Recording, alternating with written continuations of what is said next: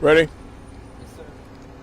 All right. Good afternoon, everyone. Thank you for coming out here today to discuss an incident that happened at this bar behind me on Monday, August 16th at approximately 2:30 a.m. Four individuals got into a physical altercation with multiple individuals inside this bar behind me. We believe that the fight resulted from an earlier argument that turned physical, and one of the owners and patrons acted in defense. After the brawl, four suspects fled the location in a dark-colored SUV, firing shots at the building. Approximately an hour and a half later, 4 a.m., and I want to emphasize 4 a.m., at least two suspects in a dark-colored SUV wearing masks drove southbound through the alley, fired multiple shots into the crowd here of people that were off the patio behind us. Again, this happened at 4 a.m. The business should not have been open at 4 a.m. Aside from the fact that it was a very tragic and unnecessary situation. We're still early in the investigation. We do believe we've identified two suspects at this point, but it's an ongoing investigation. As a result of this senseless act of violence, one individual, a 23-year-old male, is deceased, and three other males are wounded.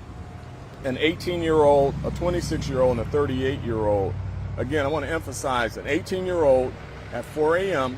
At a business, Red's Bar, with a liquor license, which already is improper. Of the wounded, two were shot in the leg and declared temporary serious, so it looks like they're likely to recover from their injuries, and one of the suspects has been released, but as I indicated, one is deceased. As promised, we are going to do exactly what we said we're going to do. We're going to require that these businesses act responsibly, that they're responsible business owners. There's a situation where we have a business owner in our community who has not adhered to that responsibility.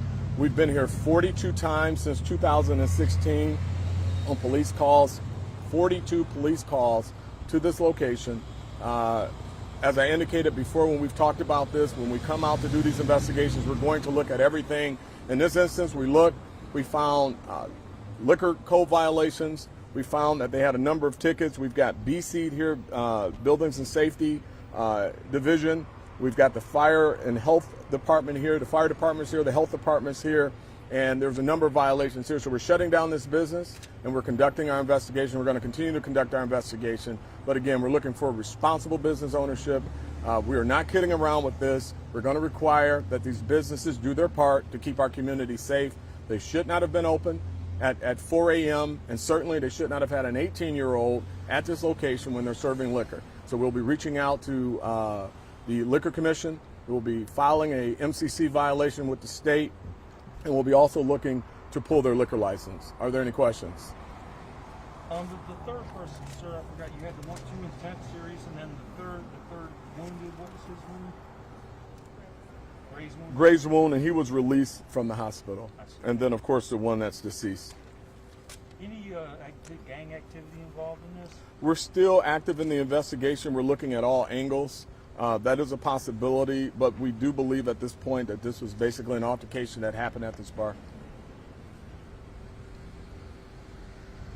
Any other questions? All right, thank you very much.